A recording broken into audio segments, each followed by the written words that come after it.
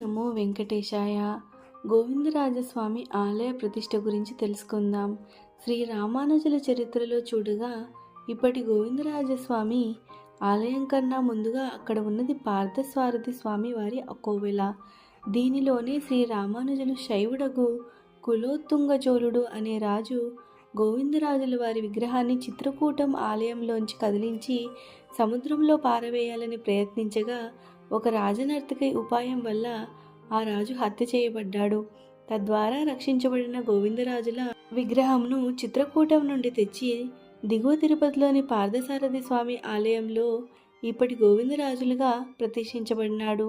ఈ కారణం వల్లనే గోవిందరాజు ఆలయంలోని ధ్వజస్తంభము, ప్రధాన ద్వారము, బయట గోపుర మహాద్వారము రెండు ఒకదానితో ఒకటి సూటిగా ఉండవు. అప్పుడు పార్థసారథి స్వామి విగ్రహం అంతకు ముందే కొంచెం భిన్నమైనందువల్ల శ్రీ రామానుజుల వారు గోవిందరాజుల స్వామి ప్రతిష్టను 1937లో జరిపినట్టుగా, అనగా వారి నిర్యాణంకు 7 సంవత్సరముల ముందు మాత్రమే 113 సంవత్సరాల వయసులో తిరుమల కొండపైకి వచ్చిన సందర్భంగా కొండపై అనంతాళ్వారుల రామానుజ వనాన్ని చూసి తిరిగి దిగువ తిరుపతికి వచ్చిన సౌమ్యనామ సంవత్సరంలో కింద గోవిందరాజస్వామిని పార్థసారథి కోవెలలో ప్రతిష్ఠించారని పై శాసనాలలో తేదీలు సమన్వయం సరిగ్గా సాగిపోతున్నాయి.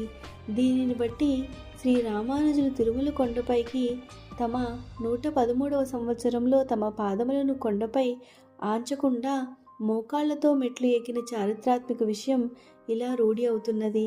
ఇంకొక ఆశ్చర్యకరమైన విషయం ఏమిటంటే, గోవిందరాజస్వామి ప్రతిష్ఠ జరిగిన చాలా కాలం తర్వాత కానీ ద్వారపాలకుల ప్రతిష్ఠ జరగలేదు.